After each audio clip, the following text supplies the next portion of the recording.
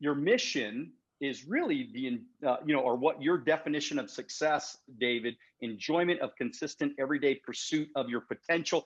Tell us a little bit more about that, man. Thank you so much for being on Wealth on the Beach podcast. Well, I appreciate it. It's funny because happiness is elusive, and part of the elusivity, not the inclusivity, but the elusivity of it is that people don't define happiness for themselves. And they first don't even understand that they already are built and born happy, healthy, wealthy, and worthy. And the paradigm shift they need to make is to clear the interference between themselves and what they already are. Instead of trying to go get happy, healthy, wealthy, and worthy, they have to shift the paradigm and realize I am.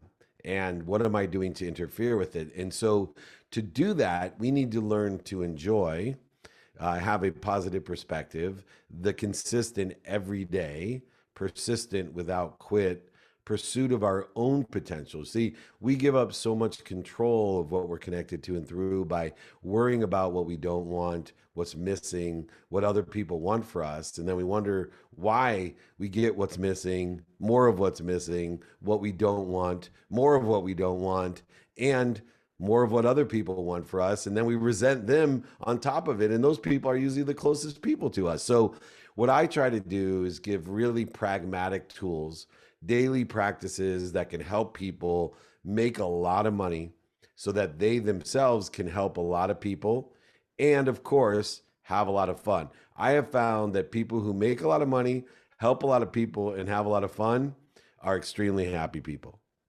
And by the way, you said, and that was great, David. I mean, you also said that, I mean, happy people don't destroy things and, have less disease and, they don't do bad things. I mean, I used to tell people all the time, like, look, I mean, I don't find a bunch of happy, successful, wealthy people going around stealing cars in the neighborhood, right? I mean, it's just less of that, right? If we're more happy and more excited and more, positive, we're probably going to be doing better things, right? So hey, look, before we get into a little bit more of your thought process, which is you're one of my heroes, David. I mean, you've done such an amazing job inspiring the world.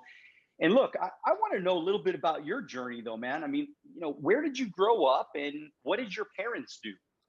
Yeah, so I was born in Akron, Ohio. My dad left when I was 5, true entrepreneur.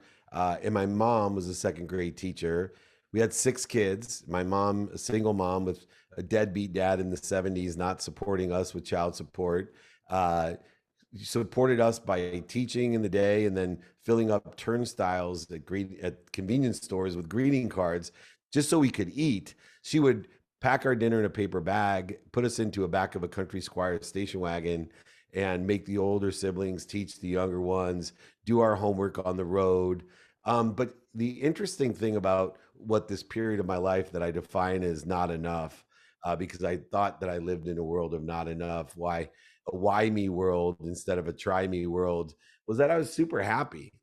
And I had one mission when I was little. That was to buy my mom a house and a car.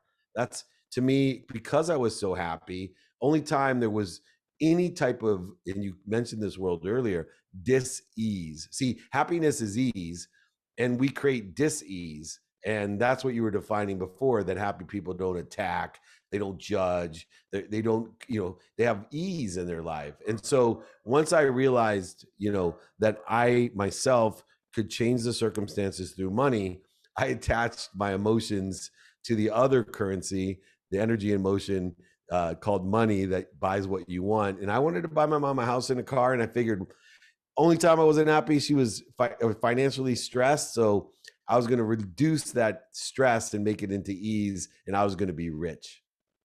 Well, a lot of people over your life, have you seen a lot of people that kind of get the money equation wrong, where money's bad, money's evil? It's a lot like a scarcity mentality. I mean, can you touch on that a little bit?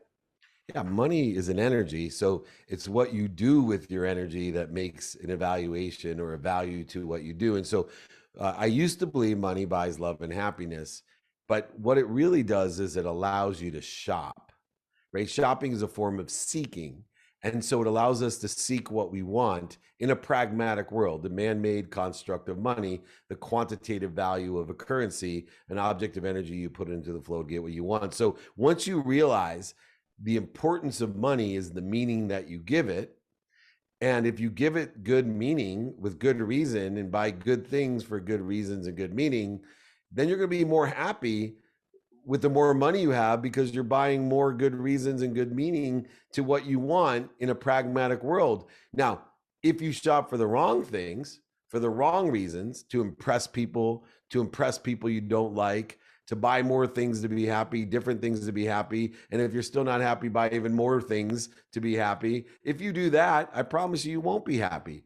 But when you utilize money in its appropriate manner as an energy, a currency, combined or reconciled with another currency, which I call faith, when you have faithful decision making with your money, you'll be extremely happy. So you end up getting into the sports business. How did that all come about? Yeah, people ask me all the time, how do you end up running the most notable sports agency in the world? And if you connected the dots backwards, nobody would believe me, number one, and nobody could repeat it, number two. So it's really not that valuable. But I had a perspective of keeping my options open. One advantage of wanting to make as much money as you can is you're always looking to make more money. So you're always looking for something else that can pay you more. Well, when I graduated law school, not only did I get an oil and gas litigation opportunity, but the internet in 1992 was starting off. I got an internet sales job that paid $250,000 a year. I, utilized a bunch of the techniques that I teach people, but I made $1 million 9 months out of law school. This company sold for $3.4 billion in 1995. Not many billion-dollar companies in 95. I went to the Silicon Valley to make even more money, became a director in the wireless spot, learned how to raise money, Sand Hill Road relationships. By 1999, I was CEO of Samsung's first phone division. So I was CEO of a very, big company. And here's the funny thing. The reason Leigh Steinberg hired me to be his CEO, yes, I had a law degree, never used it. I passed the bar, never used it. I played football in college, but I was an average Division III football player. So he wasn't hiring me because I went to Washington like Warren Moon or UCLA like Troy Aikman, but honestly, he hired me because of my skills and knowledge of technology related to sports and my skills and knowledge in negotiations, my skills and knowledge as pertaining to being a customer of Leigh's, because I would hire, when I was CEO of Samsung, athletes, celebrities, entertainers to do appearances, signings, speaking engagements. So I've been on the receiving side of agentry. And he especially hired me because I had a desire that he saw in me. He hired me in 48 hours of meeting for me. I never applied for the job. He offered it to me because he had lost his CEO, Jeff Morad, who had bought into the Diamondbacks and left him. He offered me the job because I had a desire that I must be what I can be. And he said to me, I can't teach that. You have the right skills, you have the right knowledge, but your desire is unsurpassed from any other individual that I've met. And I've been around the greatest celebrities, athletes, entertainers, billionaires, millionaires, and entrepreneurs, Leigh told me. But what really stood out when he met me was he could tell that I had an insatiable desire that I must be what I can be. Thank you for watching our short clips on Alonzo Academy. If you'd like to watch the next short clip, click here. If you'd like to watch the entire podcast, click here.